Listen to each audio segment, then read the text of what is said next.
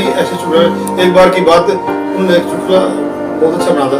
हरियाणा के आदमी ने फांसी का हुक्म दिया, आजादी की लड़ाई लड़ रहे थे जी, हम आजादी की लड़ाई लड़ रहे थे। चौधरी साहब से पूछा गया कि चौधरी साहब आपको फांसी का हुक्म कर दिया, आपकी आखिरी इच्छा क्या है? अगर वो भाई पूरी कर दोगे, अगर जी कर दोगे बताइए क्या है, अगर मेरी जगह तू फांसी पे चढ़ जाए। वो तो खुद ही क्या करते, भजन गाते थे हम लोग कटे, धन जो बन रंग काया नगर की कोई मत करो मरोड़, धन जो बन रंग काया नगर की कोई मत करो मरोड़, एक दिन ऐसा आएगा बंदे जाएगा सब कुछ छोड़। आजकल के कोई गाने बाप बेटी बैठ कर नहीं सुन सकता। ये 4 दिन की चमक चांदनी कर ले जो करना, फिर बुढ़ापा भरी अब दुख पड़े भरना। परमात्मा ऐसी हस्ती को अपने चरणों में जगह दे और उस परिवार को, उनके परिवार को ये दुख सहन करने की शक्ति दे। मैं तो प्रभु से ही प्रार्थना करता हूँ। नमस्कार, मैं रजवंत बड़ैच और आप देख रहे हैं ITV 24। दरियाव सिंह मलिक जो कि एक हास्य कलाकार थे और अपनी बातों से लोगों को हंसाया करते थे और सभी के दिलों पर राज करते थे, और कुछ ही समय पहले दरियाव सिंह मलिक हमें अलविदा कहकर जा चुके हैं। और दरियाव सिंह मलिक हमारे बीच में नहीं रहे, पर उनकी बातें और यादें सभी के दिलों में इसी तरह से ही रहेंगी। और इस वक्त हमारे साथ मौजूद है हरियाणा के सुप्रसिद्ध गायक पंडित ईश्वर शर्मा शीर्षर वाले। तो उनसे जानेंगे कि दरियाव सिंह मलिक के साथ उन्होंने काफी समय बिताया है, उनके बारे में वो क्या कहना चाहते हैं। सबसे पहले तो ITV 24 चैनल के दर्शकों को ईश्वर शर्मा सिरसल निवासी की तरफ से हाथ जोड़कर राम राम, जय राम जी की सत श्री अकाल सलाम। क्योंकि हम सब हिंद के वासी, हिंदुस्तान हमारा एक है, जय हिंद नारा तिरंगा प्यारा निशान हमारा एक है। यही संदेश चौधरी दरियाव सिंह मलिक का था, क्योंकि मलिक साहब के साथ मैंने 31 साल इकट्ठे सर्विस भी की, सूचना एवं जनसंपर्क विभाग हरियाणा में, और उनके साथ कई हरियाणवी फिल्मों में काम किया, उनके साथ गाने का सौभाग्य प्राप्त हुआ।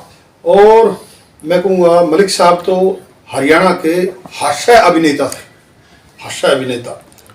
पंजाब के मेरे मित्र हरियाणा का चौधरी दरियाव सिंह मलिक, उससे बड़ा हास्य अभिनेता नहीं था हरियाणा में कोई, क्योंकि उन्होंने अपनी एक अलग ही पहचान बनाई थी। वो जो कोई रो रहा हो ना, रोते हुए कभी हंसा देते थे, उनमें इतनी बड़ी खूबी थी। और थोड़े दिन पहले मेरी बात हुई थी, वो तो ये भी कह रहे थे, जब मेरी अर्थी जाओ भाई, मेरे को हंसते हंसते विदा करना, रोते हुए विदा ना करना। ये उनकी सोच थी। तुरंत 1 मिनट में चुटकुले बता देना, अपने घर के ऊपर ही बना देते थे। उनमें एक ऐसी खूबी थी, उन्होंने हमेशा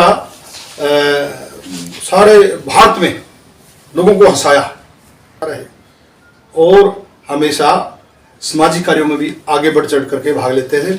एक बहुत अच्छे मंच संचालक भी थे। रेडियो स्टेशन आकाशवाणी रोहतक से मैंने, मलिक साहब ने इकट्ठे प्रोग्राम दिए हैं।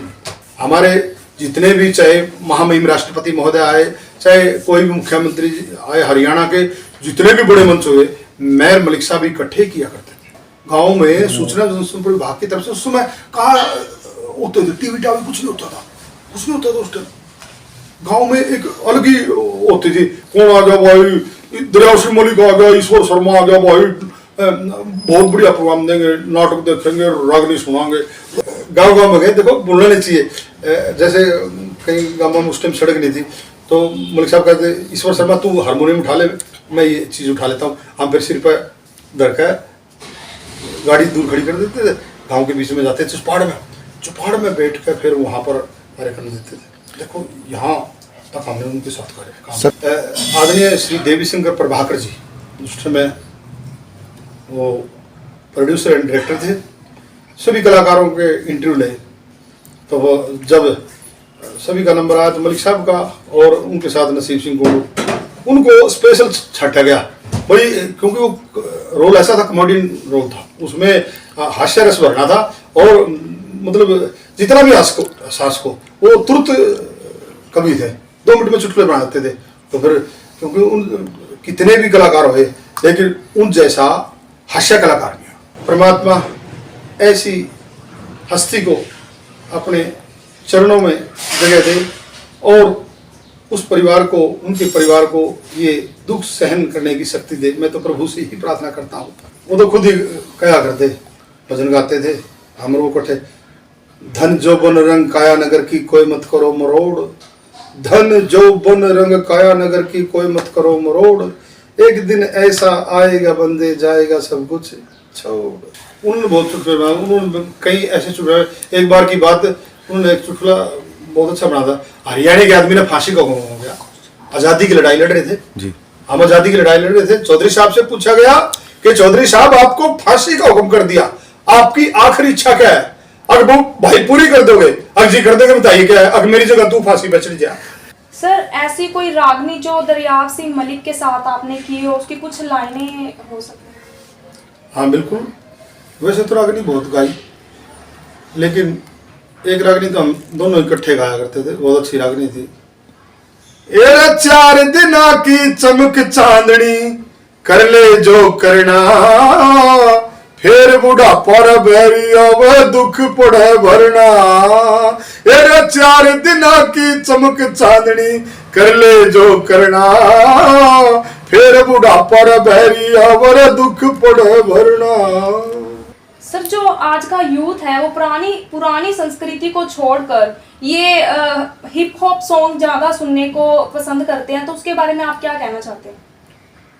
बात यह है बेटे, जो पुरानी संस्कृति है उसमें तो कुछ न कुछ संदेश मिलता है। आजकल के कोई गाने बाप बेटी बैठ कर नहीं सुन सकता, ये तो हमारी संस्कृति खत्म होती जा रही है। ऐसे तो हमारी लुप्त हो जाएगी पुरानी संस्कृति। जो हमने तो हमेशा धोती कुर्ता पगड़ी बांध के अपनी संस्कृति को जिंदा रखा है, हमेशा पुरानी संस्कृति गाई है और पुराने बातें सुनाई है। आजकल के गीत ऐसे हैं बस टैठा डैलेना खाली 2 मिनट में पता मिल लगता। तो हमारे साथ हेमंत शर्मा भी मौजूद हैं और उनसे जानेंगे कि उनका जो है हरियाणवी संस्कृति की तरफ किस तरह से रुझान पड़ा, और उन्हीं से जानते हैं।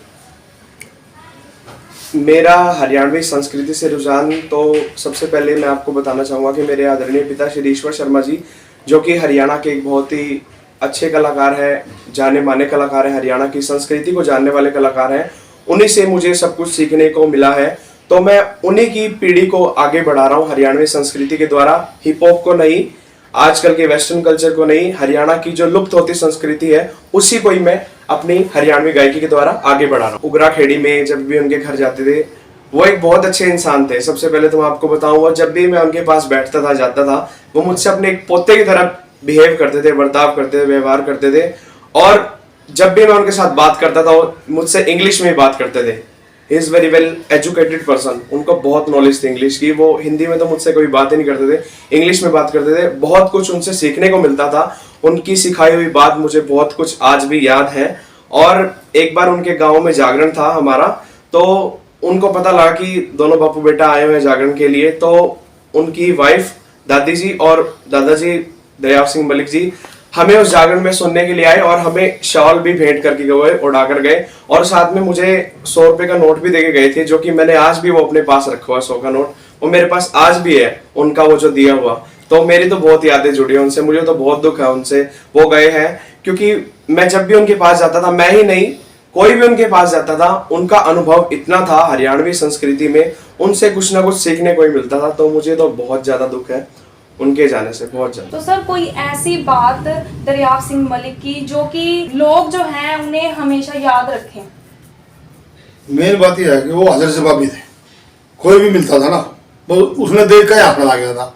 और जो कोई उनके पास बैठा था, उसने साहब ने छोड़े नहीं थे, जो मर्जी हो, बेटे बूढ़ सुहागन जी साले, बस कमाल था उसका। ऐसे इंसान धरती में कोई कोई पैदा होता है।